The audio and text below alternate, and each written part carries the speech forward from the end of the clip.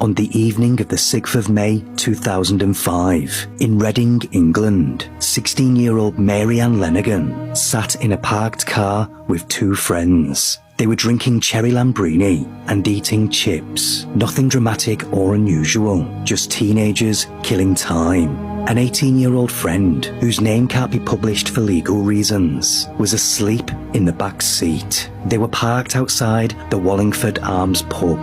Then suddenly, everything changed. A car pulled up alongside them, and 6 men jumped out. They dragged Mary-Ann from the car, and her sleeping friend was pulled out with her. The teens screamed and tried to fight back, but it made no difference. They were punched and beaten, and within seconds, they were both forced into the boot of the men's car and sped away.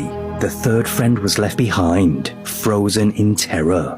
What followed over the next few hours was one of the most depraved attacks I've ever come across. The men responsible took deliberate pleasure in causing pain, prolonging it, escalating it. And the question that remains, the one that always does, is why?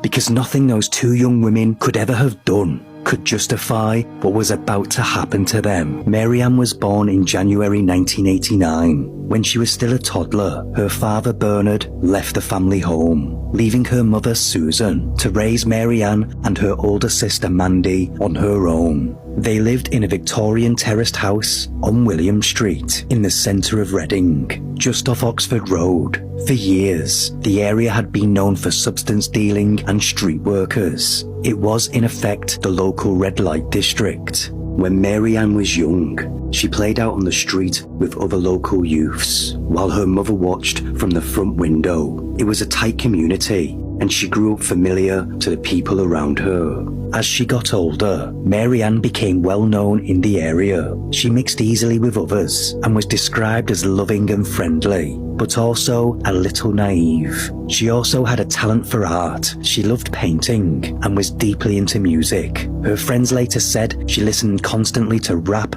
garage and reggae. But the area she grew up in began to shape her life in more damaging ways.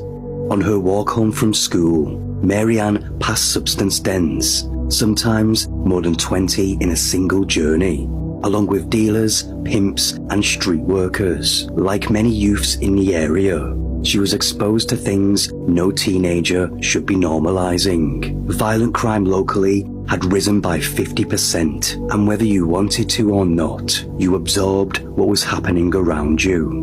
In her early teens, friends said Mary-Ann was often seen in her school uniform, playing out with other local